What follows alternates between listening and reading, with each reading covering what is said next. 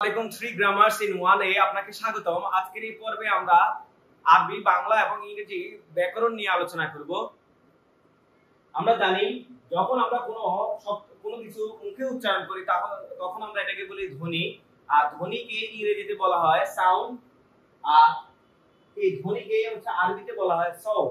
অর্থাৎ আমরা যেটা মুখে উচ্চারণ করি, আমরা যদি বলি ক তাহলে এটা হবে ধ্বনি, আমরা যদি বলি এ তাহলে এটা হবে সাউন্ড, আর আমরা যদি বলি আলিফ তাহলে এটা হবে সাউন্ড।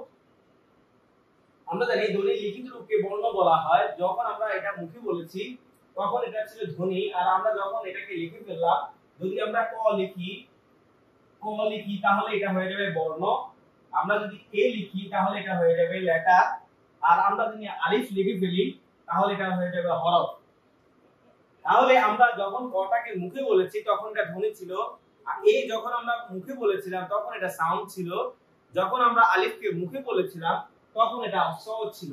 যখনই আমরা এটাকে লিখে ফেললাম তখন এটা বর্ণ হয়ে গেছে, আর বর্ণকে দেখা যায় এবং লেখা যায়। যেহেতু আমরা জানি এই ধ্বনি লিখিত রূপে এটাকে ইংলিশে বলা হয় লেটার আর আরবিতে বলা হয় হরফ।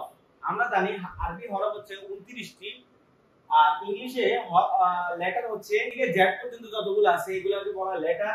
তার মধ্যে ক্যাপিটাল লেটার আর স্মল লেটার আছে। এর পরবর্তীতে আমাদের যে আলোচনা, আমরা জানি বর্ণ, যখন আমরা ধ্বনি লিখিত রূপে বর্ণ বলছি, একাধিক বর্ণ মিলে একটা কি হয়ে যায়, শব্দ হয়ে যায়। শব্দটাকে ইংলিশে বলা হয় হচ্ছে ওয়ার্ড, আর আরবিতে বলা হয় কালিমা।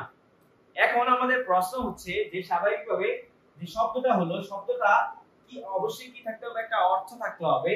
ওয়ার্ড যখন আমরা বললাম আর এটাকে যখন আমরা অনেকগুলো শব্দের মাধ্যমে একল নিয়ে আসছি তখন এটা ওয়ার্ড হয়ে গেছে, আর ওয়ার্ডটাই আমরা জানি আরবিতে কি হয়, কালিমা হয়।